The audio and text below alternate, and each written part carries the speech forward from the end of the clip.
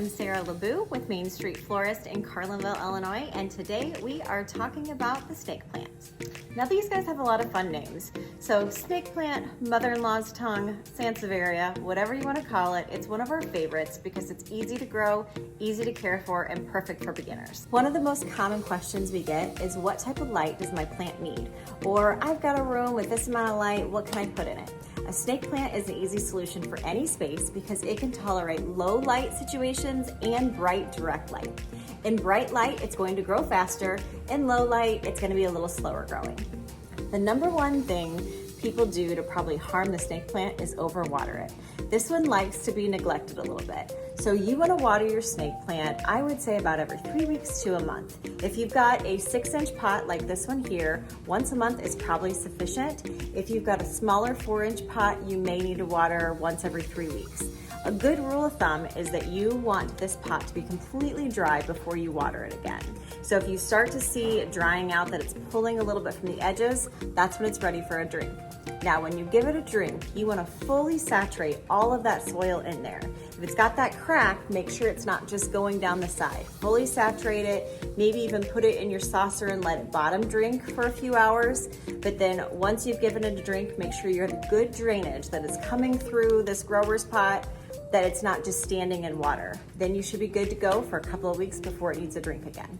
If you start to notice your leaves feeling soft or a little mushy, that's a good sign that you're probably over-watering your plant. So again, make sure it's fully dry before you give it another drink. This is a plant you want to fertilize about once every 6 months. Speaking of fertilizer, for every 3 months of your plant subscription here with Main Street Florist, you are going to receive a packet of the instant plant food. So this comes with 2 tablets inside, and all you have to do is drop a tablet into a vase or a bucket of water, and then you're going to use that to water your plants just once. So you don't really need one for just a single plant. So you can save it to do other plants in the future. You could even break one of the tablets in half, add it to the water, and save a little bit for later. Your plant subscription plant is going to come in a grower's pot just like this. We encourage you to keep it in that grower's pot for a while. We are going to provide you with a saucer, so you can leave it in the grower's pot with the saucer. That way you know you're getting good drainage. Another thing you can do is if you purchase, we've always got cute pots, something like this that has a drainage hole that you can even leave it in the grower's pot and drop it down in. That's fine too if you want a decorative pot.